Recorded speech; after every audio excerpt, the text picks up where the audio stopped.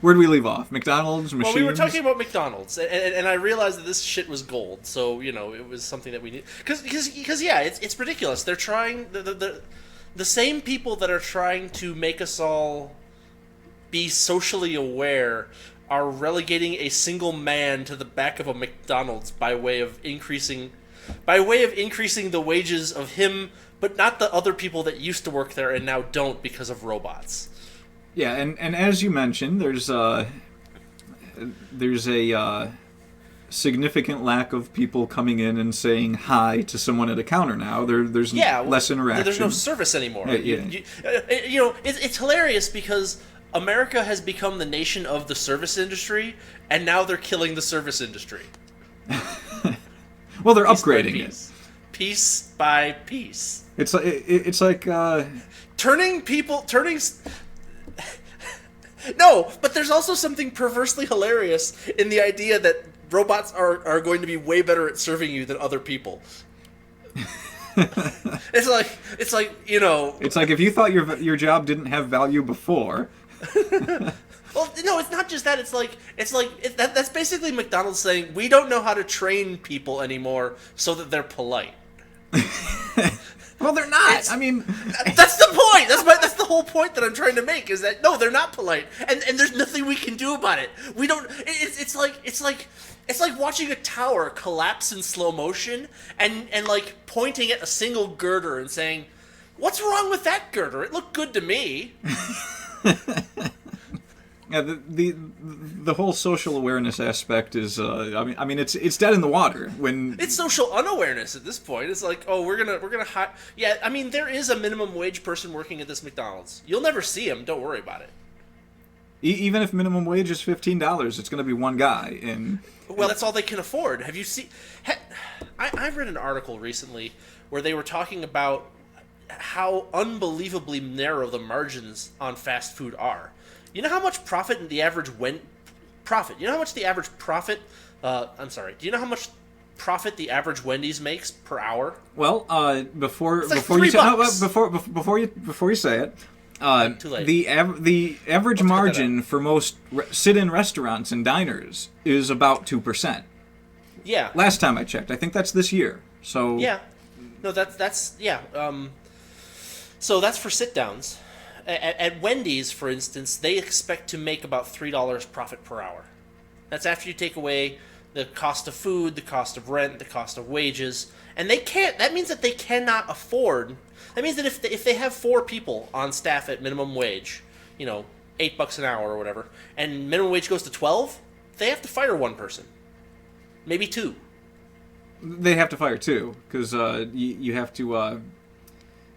You have to take into account the jobs that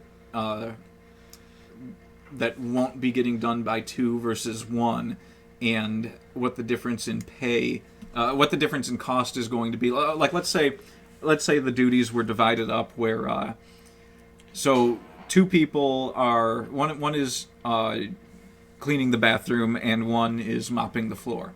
Yeah. So you can say that 1 person is going to end up now cleaning the bathroom and mopping the floor, but if it's a job that 1 person can do anyway, then you save a lot more money by just maybe extending the hour that an hour that a person has to be there and having one of the other people that wouldn't normally be doing it. I mean, you break the whole thing down into man hours of labor, and it's.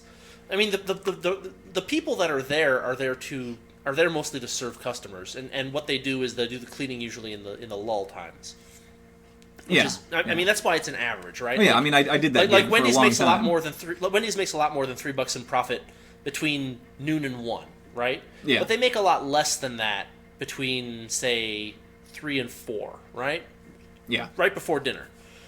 They make more at 5, 6, 7 o'clock, but it's an average. So, I mean, what happens is, I mean, I don't know. I've never run a Wendy's before, but it seems like the people that are there kind of do what needs to get done, and that's kind of their job description. Well, and it's, I think people misplace where the, they don't know how to place where the their anger. They don't know where to place their anger. It's like they always say, well, McDonald's is a huge company, so they can afford this, but they forget that it's franchise owners, that are running these restaurants, and these people are not able to afford to give you $15 an hour. And that's just the usual. That's just the usual stupidity of and short-sightedness. That's to bring. To bring an old economist in again, that's just the difference between the seen and the unseen. Yeah, and they don't realize that the guy at the head of McDonald's is not, it's this central planning thing. Like they think the guy at the very top is running everything. And yeah, well, they have someone. I once read someone described it as a administrative control bias or something like that, where people can't imagine how things work independently of each other, so they just assume that the person at the top has some kind of magic ability to control everything, and it's one of the major downsides to socialistic thinking, because that's the way socialism and bureaucracy work, is that you have a rule book and you have to follow the rules in the rule book. Yeah, and this was one of the things that okay, so you remember the 4 years I worked at the airport and all the complaining that I had about the place.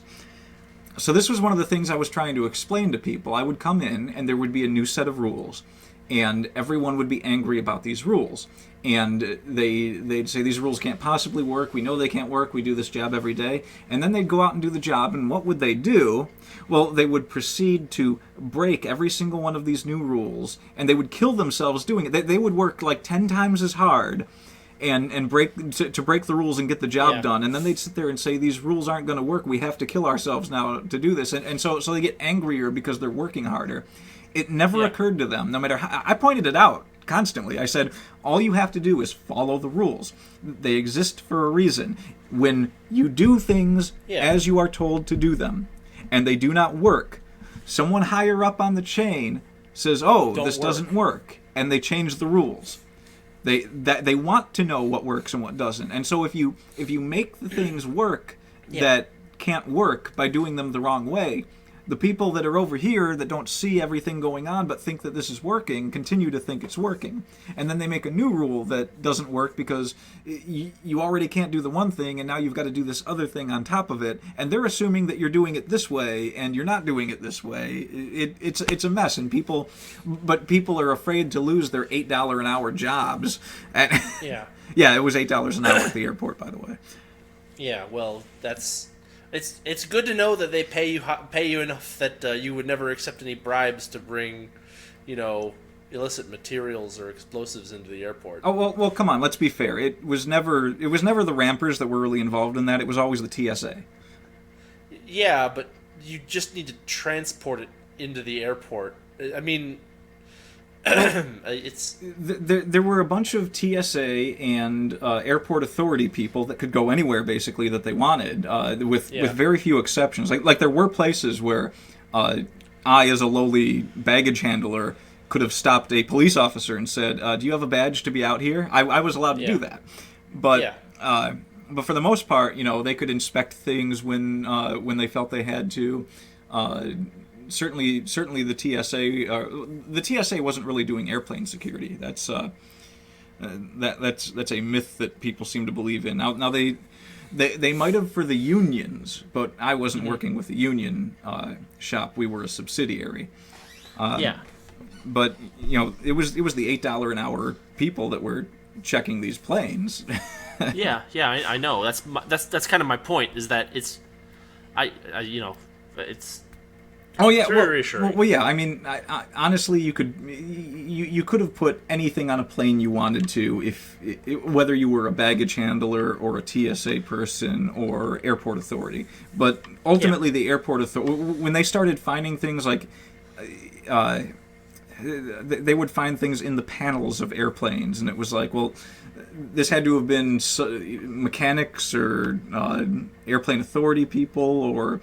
So someone had snuck some tools to a baggage handler somewhere, This was, but the risk of being seen taking apart a plane as a baggage handler is huge. I mean, you're working with like 5 other people at any given time. Sure. It probably wasn't people like that were doing it. It was probably people who had some authority somewhere. Yeah, usually. Anyway, the airport was a mess. Yeah, And, yeah. I can't wait for that to be automated. You'd think it'd be pretty easy. I mean, it's you got to push a plane out and call it in. You don't have to have people out there parking the planes. You can have a series of lights that directs the pilot. It's like I was just an idiot out there waving 2 sticks around. It's those garage lights where it tells you how close you are to the wall with your car. Yeah. One of those would suffice for like 90% of that job. Well, the regulations probably say that you have to have a real person do it. Yeah, just in case something goes wrong, so they run someone over. Yeah. Or just so that they have someone to pin it on when the pilot fucks up. Yeah, which they inevitably would. That light idea I had, it probably wouldn't work very well at first because a lot of these pilots are gung-ho about pulling the planes in. So what I had to... See, they would pull them in so fast that they would pass the line they were supposed to stop on. And boy, you had to get them to stop right on that line or someone was going to be angry with you. Yeah. The only way that I was able to... The pilots have to stop on that line. And if they don't stop on that line, they get angry at you, the person with the sticks. Yeah. With no way to communicate with the pilot other than the sticks. Well, you would tell them to stop, and then they'd keep rolling forward because they were going with so the fast. sticks. You tell them to stop with the sticks. Yes. And they wouldn't stop. Well, they would, but they would stop too late because of how fast they were going. And you have to kind of judge it. Like at times. My point is that you're being blamed for the actions of someone you can't effectively communicate with. Right. I mean, they know what my motions mean with the sticks, but they're coming in so fast that they got like 10 feet, and you've got to tell them to stop when they reach 5 feet because they're just not ready for it. So what a lot of us ended up doing, which I'm not going to say was the best idea, but it worked. We stood right at the edge of the line, and we would get them pulling up to where the nose of the plane was inches from us, and they slowed down a lot faster because they were a lot more responsible if they ran someone over. He didn't cross the sticks. How was I supposed to know? Yeah, it was. I think the airport is. Unless I really want to... See, the airport, in a dangerous sense, was the dumbest place I ever worked. It wasn't the dumbest place in the intellectual sense, but it was the dumbest place in the dangerous sense. Right up until the job where I worked on that high-low for that printing press, where... I seriously went in every day saying, is it worth what I'm making to possibly die every day? There were like 5 aisles that were just gauntlets of things hanging over the edge of the top racks. 1,600 pounds of paper bundles, and you're just looking at it, and it's like some of the boards are broken on them and paper is spilling out, and you're like, is this one going to tip on me? Is that pallet any good? I don't know. Am I going to die from paper today? What a great thing to have on your tombstone. Crushed by paper. They'd think I was an accountant. Yeah. But yeah, $15 minimum wage is probably a great idea. Oh yeah, I'm sure it's a fine idea because there is no job that doesn't deserve $15 an hour. Well, if you think about it, what were they? Where's the dissonance here? I think the dissonance is that there were people that hated people who had more money than them and wanted money that they could live off just like those people. And their response to this was to demand it through political means. So what'll happen is California will get a $15 minimum wage, and all those people that wanted more money are going to have to leave California because they can't get jobs. And all the places like Starbucks and McDonald's where they used to work and where they could also eat, those places will now be automated and mostly visited by people who have a lot more money than they have. Yeah. Well, it always... McDonald's and Starbucks will be a lot higher class. Well, McDonald's already has been in the last 10 years or so. They went from being shitty fast food to being, we have custom coffee, we have custom hot chocolate, we have, premium quality, meat burgers or whatever it is they sell. Yeah, and their coffees and their little snacks and things are way better than Starbucks has. Yeah, and what Starbucks does. Well, that's because That's because they're able to compete with Starbucks on a market, and they can tell when people buy things that they like them, and when they don't buy them that they don't like them. But it's all right, because it's totally worth $15 an hour to say, wait, you won't? They won't even be. I was gonna say it's totally worth $15 an hour to say, hello, welcome to McDonald's. Can I take your order? And then push buttons on a keyboard all day. But there's not going to be anyone doing that at $15 an hour. No, there's going to be chefs. There's going to be a couple of chefs. Is chef the right word? Are we giving them too much credit? I guess at $15 an hour, they are chefs. Well, yeah. They're not cooks anymore. That's more than I made as a line cook. And yeah, I know. No, there's and they'll get to not see a human being for the entirety of the day. Well, I mean, think about that though. It's like how many times lately have you, even back in the day? I'm just not going to pull any punches here. Even back in the day, you would go in McDonald's and you would order something, and you're like, "This is the disgusting person that is serving me my food." You're like watching them wiping their nose and wiping it on their apron if they even have aprons. It's like the guy. I don't even know if the people in back have aprons anymore. I think they just have those little pouches. Yeah, I don't know. But and then I can understand everyone that works there using standard phrases of like "Hello, welcome to McDonald's" and things like that. But like nobody's polite when they serve you anymore. Well, I don't know. I mean, I've had. I don't go to McDonald's very often, but I've had decent people that are I mean, you do you get the ones that it's like they try to be really happy and cheery, and they're not, but you appreciate that they're trying to be really cheery with you. Yeah. Like, well, have a nice day and everything, but the have a nice days are getting fewer and farther between, and well, I mean that might, I don't know, it might be because I'm going to McDonald's less. That's also. I am at McDonald's a lot. I have. I mean, basically the past 2-3 years, I've gotten so lazy about cooking that I eat out almost every other day, if not every day. Sometimes. That's a lot. That's a lot of money, honestly. It depends on where you go. Like, I mean, it is more money than if you cooked, but it's depending on what you're eating. It's not that much more. Plus, one of the things I discovered is that the most unhealthy part of eating out is like McDonald's hamburgers may taste nasty, but if it's when you're ordering French fries and sodas, like though, that's because I never order French fries and I don't drink soda anymore. Every time I try to, I get halfway through a can and I'm like, how did I ever drink this as a kid? I mean, right now I'm holding what is this? It's a canned green tea, unsweetened, from that little Japanese market out in Novi. Yeah. And it's way more satisfying these days than soda. But like French fries too. I used to love French fries, and then I've never been a fan of greasy food. It always made you get that icky feeling after you eat greasy food. Yeah. But French fries in particular always did that, and I just got so sick of the feeling that I was like, you know what? I don't even really like them that much. I like the saltiness and the potatoiness, but then it's not special. It's really not. Well, I mean, what I like to do is I like to make French fries at home. Yeah. When you can real just potatoes. pour tons of seasoning on them. I can put whatever I want on them and no one bothers me. And they're a lot less greasy if you don't deep fry them. Yeah. If you just kind of fry them shallow in a little bit of butter, they work pretty. Or even just a baked potato, cooked up in an oven. And a baked potato is really good too. Yes. I mean, you can even do pretty good baked potato in the microwave, and it's a lot faster that way. Yeah, but it's what I noticed is I've been eating a lot of fast food the past couple of years, and I'm not putting on any weight. I mean, I weigh the same I did 20 years ago.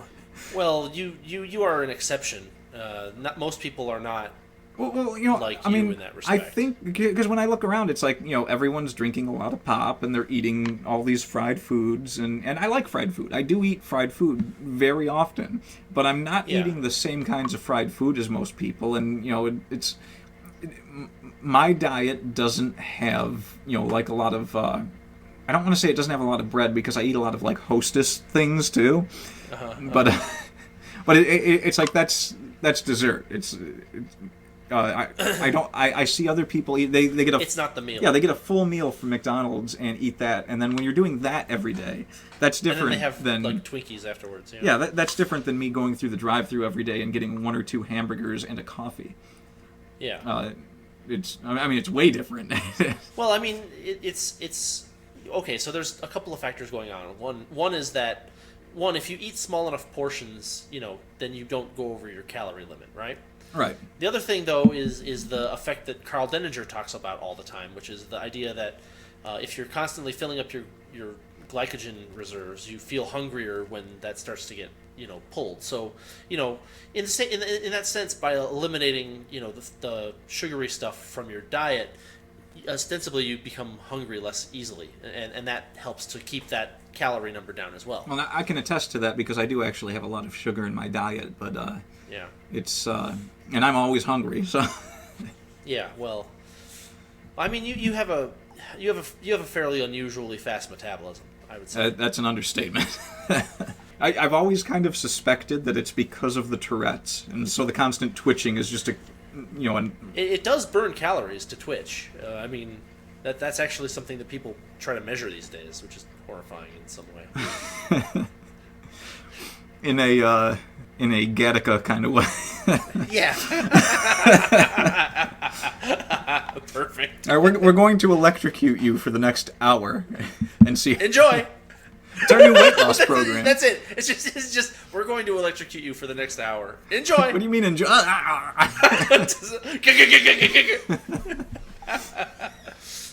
Oh man.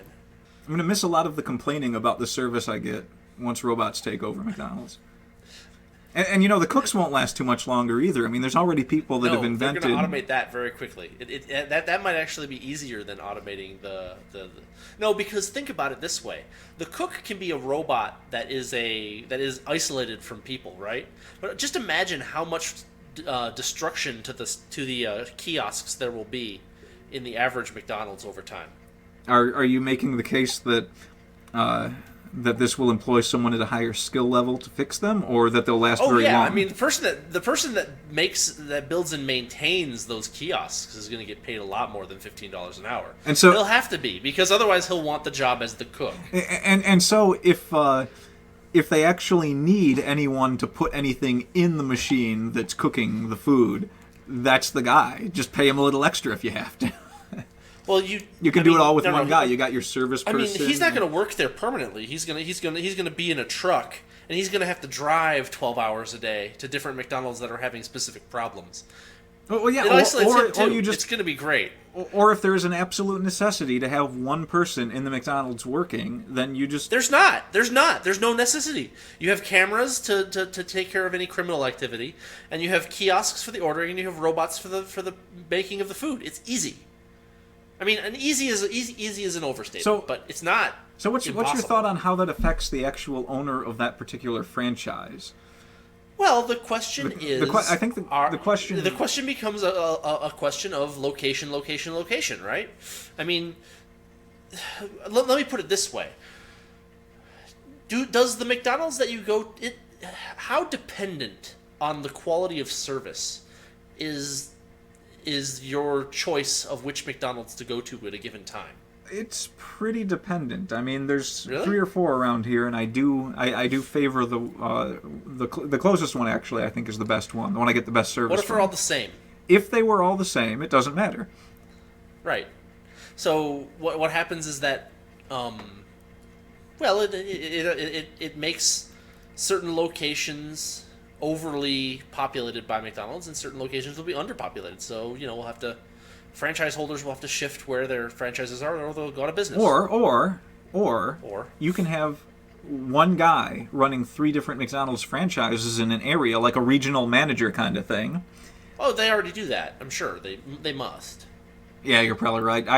I don't know. I've never owned a McDonald's franchise. It's just that he won't have to. It's just that the manager won't have to talk to anybody anymore. Oh my god! So it isolates him too. That sounds like a really good job, actually.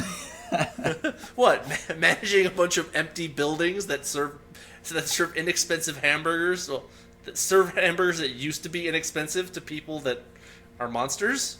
Yeah, and you don't have to talk to any of them. Well, I mean, but if we keep raising the minimum wage, every job is going to be like that. So you don't have to worry about that one. Well, I mean, no complaints here. Well, that's the thing, though, is that we're not, you and I, in our lack of not normal. desire for social activity, are not the usual targets of these sorts of the social whatever you call it people. They want people to interact with each other and be happy, but they're going to hand it all to us on a action that they silver take, platter. yeah, it hands the world to hermits, and I thank them for it. I thank them incessantly.